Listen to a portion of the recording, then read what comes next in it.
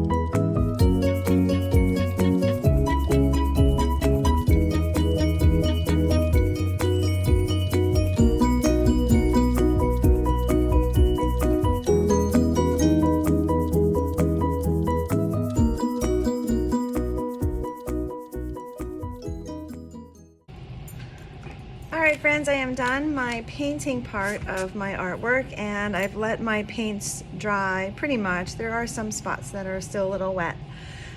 I'm not done yet. I'm going to go ahead, since I only put like a solid areas of color, and I honestly wasn't so very careful in some spots, and that's okay because I knew that I was going to use in class, we're going to use our oil pastels to draw in details and outline some of our items. Now, if you're using colored pencil, it's totally okay.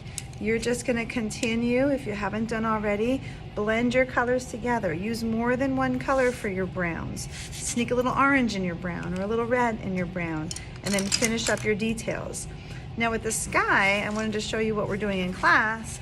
We are using a piece of chalk pastel. Now if you have like chalkboard chalk or even sidewalk chalk that's blue, we are putting a blue, do you see how I turned my paper upside down? So I'm not reaching over, and I'm putting the darkest blue up here at the top. And that's the only place I'm putting blue. Now my blue is a little bit of a blue-green blue, but really any kind of blue in the sky would work. And then I'm going to just side to side with my finger across my page, and then slowly kind of move down side by side. And then I can add more if I feel like I would like my blue to come down a little bit more. You see how I'm going side to side and not up and down? And there we go, that looks a lot better. And I'm just going to bring that blue across. If I want it to get darker at the top, I just go back again. It's best to go light because you can always go darker right off the page, oops, of your work. And now my sky has that kind of blue, dark blue to almost white where it reaches the horizon. I hope you noticed while I was painting, I started back here and I worked my way down and I overlapped each part. And then when I was done painting, I even went back over to make sure that whatever's in the foreground is in front of the item that's in the behind it. So now I'm just going to go with my oil pastels and maybe outline some of my parts, put maybe a little darker shadow on some of my trees. I'm going to color in my house red. I didn't have any red paint in my container, so I'm just going to color that in with the oil pastel.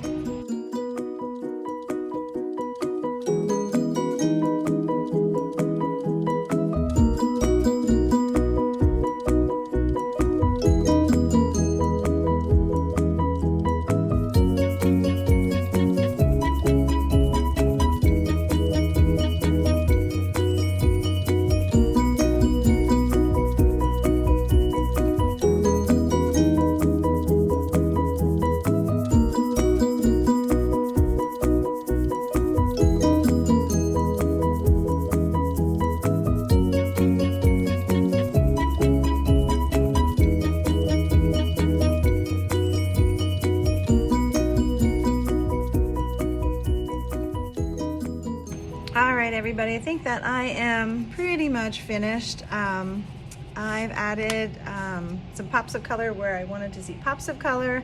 I did go over my haystacks right before my paint dried, and I used kind of a golden color on one side and a brownish color on the other side for a little bit of a shadow. Your oil pastels, when using them, are pretty forgiving. You can kind of color over another color if you want to kind of eliminate it.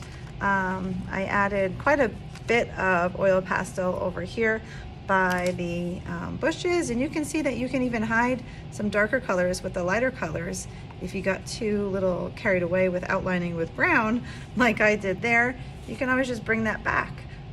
So I picked like a darker color on one side and a lighter color on the other side. I used some pops of colors here to outline my form, so it kind of gives it a little bit more contrast, and that's it. So again, if you use colored pencil, awesome. Don't just scribble in an area and say it's done. Like, really color it nicely, outline it with a darker color. Really take this time to take your artwork to like the next level.